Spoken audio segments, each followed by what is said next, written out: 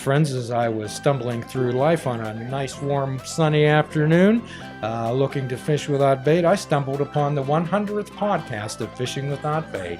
And imagine that, synchronicity and serendipity combined. We take 1 + 1 and we make it 3. And as I fish without bait, quite often what we do is we walk through life looking for like-minded people. For the longest time, perhaps you've tried to join a golf league when your real forte was bowling. So I happen to find two like-minded people, two people that I care about very much, who I happen to hold in high regard. And perhaps you could introduce yourselves if you choose to. Hi, my name's Samantha. Hi, I'm Laura. And these are two lovely young ladies, both inside and out, who are gracious enough to share some of their experiences and what perhaps will impact mindfulness. Some of the fishing without bait, living without lifetime expectations have helped them. And Sam, quite often what sometimes we get a little bit lost in life, and perhaps all the puzzle pieces don't connect as well as we would like them to do. However, sometimes we're so doggone stubborn that we insist on trying to make those pieces fit. And however, sometimes we often talk about truly finding your authentic self. Could you say a little bit about what an authentic self means to you? I think authentic self to me is just whenever you take away all the outside influences from the world that's tried to shape you into someone, it's just who you're really meant to be, the person that you feel you truly are. And how does it feel when you actually come face to face with that person? It's a great feeling. It's really freeing. Did you know who that person was? I did at one point, and then I lost it a little bit, and then I discovered it again. So sometimes I've heard that alluded to as being in a pitch dark room, absolutely pitch dark, and all of a sudden at some point as you're wandering, stumbling around, you find a flashlight. And when you turn it on, the only thing in the room is a mirror, and when you shine it into the mirror, you see yourself. How did that feel? How did it feel to see yourself? It was a little uncomfortable at first. It definitely wasn't an easy process, but as I, started to look at myself more, I became more comfortable with who I was, and then I just finally grew to accept and love myself, and that was just a great feeling. So, Laura, could you share a little bit about what your adventure is in this life and perhaps what type of a guide you are? It's like every day is an adventure. So it didn't used to be that way, though. Kind of along with what Samantha was saying, was I had to grow into this person. But now it's more about how I want to feel every day and what makes me happy. And I just do those things that support who I am and what makes me happy. So I just like being with like minded people like yourself. And thank you for the introduction. Well, I know that what you've done, and quite often I've referred some like-minded people to you, and you help them perhaps identify the cocoon that they were in or the inside of the egg, and help them through the process of let's say clarification, rebirth, epiphany, whatever. Could you share a little bit about what your background is on that? Yes. Being in the cocoon, you have to kind of figure out how and why you got there, and then figure out what you need to do to grow out of it. And so that's kind of what I help people do, is figure out what they were doing and how they kind of played a role in the space that they're in. And then I help come up with a plan to figure out where they want to be and how they want their life to look. So yeah, it's kind of like going from the little worm caterpillar to the butterfly. So what you're doing is you're helping people assist, and what you're telling us is that they have to be active participants in both the plan and the action. Yes. They You can't. have to figure out for yourself what makes you happy and define that, because no one else can do that for you. So I kind of ask them questions to help figure out what it is that lights them up, and then help them come up with a plan to follow So, that through. so I know, Sam, that quite often when people are filled full of self and they believe that they have the answers and don't want to ask anybody for help. That's a real difficult challenge for a lot of people, is to actually ask for help, because then you have to admit that you need it. And sometimes that dark place that we talk about, the inside of the egg or cocoon, although it's dark and confining, it can be comfortable. Can you say a little bit about that? It is comfortable when you get into this habit of, like Laura was saying, how you put forth that action, you've gotten yourself in the cocoon, and it becomes comfortable, it's warm, and it's just like a nice little place that you just want to stay. You don't want to step outside of that. But I think to truly find your authentic self, you need to step out of that cocoon and kind of go out into the world. And like she was saying, find what, lights you up, and find what really makes you your true self and how you were actually meant to be for this world. So when we talk about lighting yourself up, I love that term. I love that term that you two have used here, because that's one of the focuses and impetuses behind full impact mindfulness, is to not only light yourself up, but to light up the world. It's not only what we can take away from the world, it's what we can add to it. What we can add to the world. And my hope is that we all can make some positive impacts on every single person that we meet. Whether it's a smile or merely a wave, we model behavior. So, Sam, tell us a little bit about what your life's like now. You don't have to go into personal details. However, what is it like now? What is it like to get up in the morning now? It's actually it's great. I wake up and I'm just thankful to be alive and to have another day. And I look in the mirror and I'm happy with the person that I see for the first time in a really long time. And it's comforting to know that whatever steps I'm going to take that day, or I'm exactly where I'm supposed to be, and I'm doing what I'm supposed to do. And at the end of the day, I can just again like look in the mirror before I'm going to bed and just be proud of who I am and have acceptance of the person that I am. You touched on a lot of great points there. We wake up in the morning with gratitude.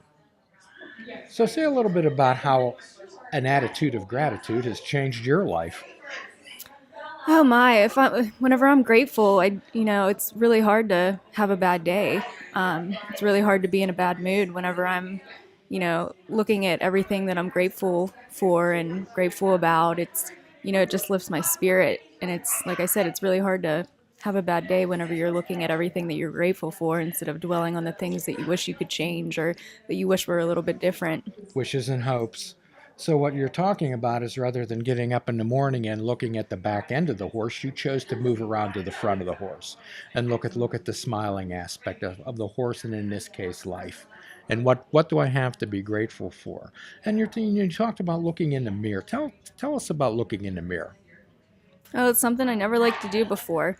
Um, but one of the big things with becoming my authentic self, I was thinking about that today, is this world wants to shape people, especially women, into something, that this ideal that they have. And one of the big things that I did, I just stopped wearing as much makeup, and just seeing my true my face, my natural face, was just something that I began to appreciate, that that natural beauty that I had, and just not being needed to be shaped into anything else, and just seeing my inner light. And that was just a great feeling. That's beautiful. That's much better than I could have ever dreamed that up. That came from your soul, and that comes from your heart. How do you feel when you hear something like that, Laura?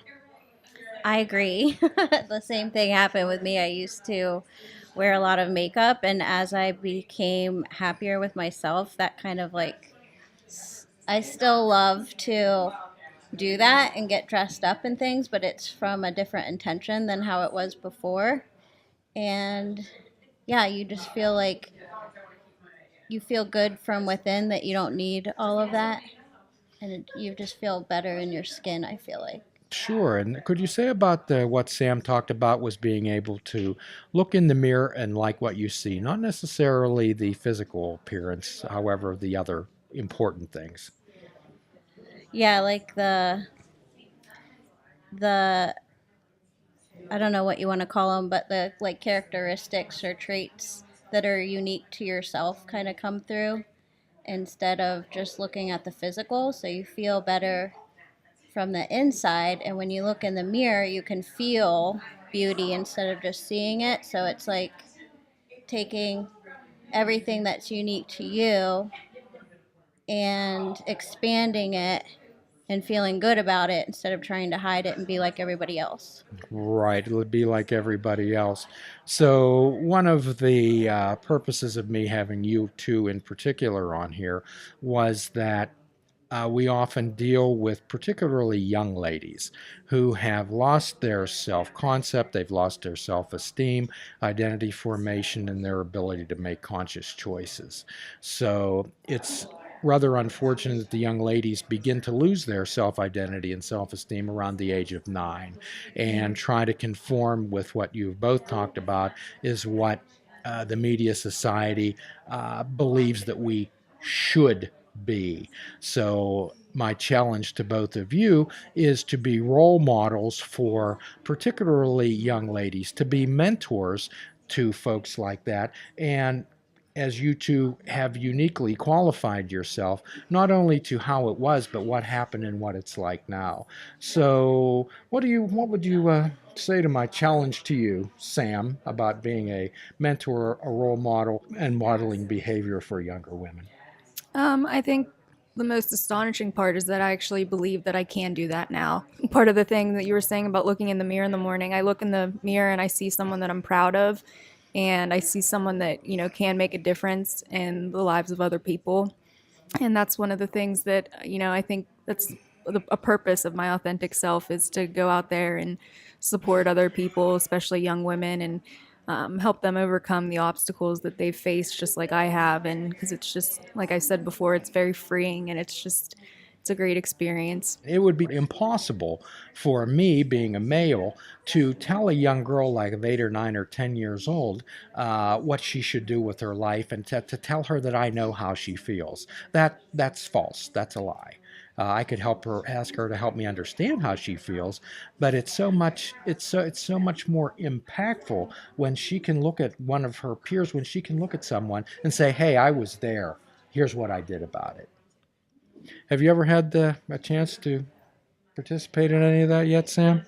Can't think of anything off the top of my head, but just casual encounters with people, just, even people that are my age that, aren't younger than me, just telling them that, hey, I've been there. Just the other week, someone was going through a rough time. I said, hey, I've been there. Like, I've come through it, and better than I ever have been. And just stay strong, because, that'll pass for you too. So. And as at times what we view as casual encounters may be a casual encounter to us, but may be an impactful moment in that person's life. So we never know what type of seeds we're planting. We never know what type of impact we're having on a person's life. What would you comment on that, Laura, particularly about modeling behavior, mentoring for younger ladies? I love that. And thank you for having us here to be models for that. And um,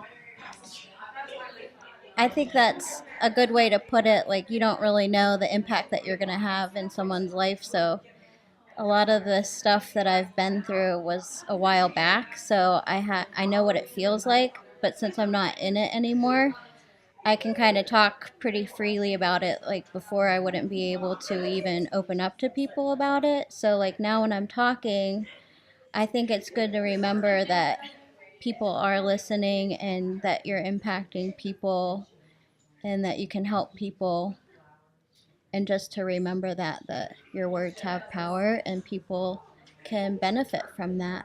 And again, those power words, I choose and I am, the Yeah. modeling behavior. People do not want to hear lectures. They do not want to hear straighten up. They do not want to hear act right. What they want Yeah. to hear, they want to hear real stories, something with substance behind it. Here's what happened to me. Here's how I was. Here's what I did about it. Right. Real life stories. And both of you have that life experience, which make you both uniquely qualified to share that with others. I'm so proud to know you both. I'm hold you both in the highest regard, and as I always said, I do tell the truth. I do not fib, and that's why I had you on here today. So you both are great examples of mentors and modeling behavior, not only particularly for young ladies, however, human beings in general. Thank you. You are too, Jim. Yeah, thank you for having us. Yes. So if you had a final word for anyone out there, what would it be, Sam? Just keep going. You'll find yourself eventually if you haven't already. And if you have, then just keep working towards that path and just do good things. Be a good person in this world. So what you're asking is keep looking, do kindnesses for others. Exactly. Beautiful. And Laura? Just to be honest, don't feel bad about being yourself, and just be true to who you are, and don't care if other people are going to like it or not. So as we leave here, these two are going to morph into their butterfly selves, into Technicolor, fly across the sky out into the world. Thank you so much for joining us. Fish Without Bait, impact someone's life today in a positive way. Do a kindness for yourself, do a kindness for another. Namaste. Please check out our website at fishingwithoutbait.com, where you can listen to the show, comment on our discussions, and find out where you can subscribe to our podcast.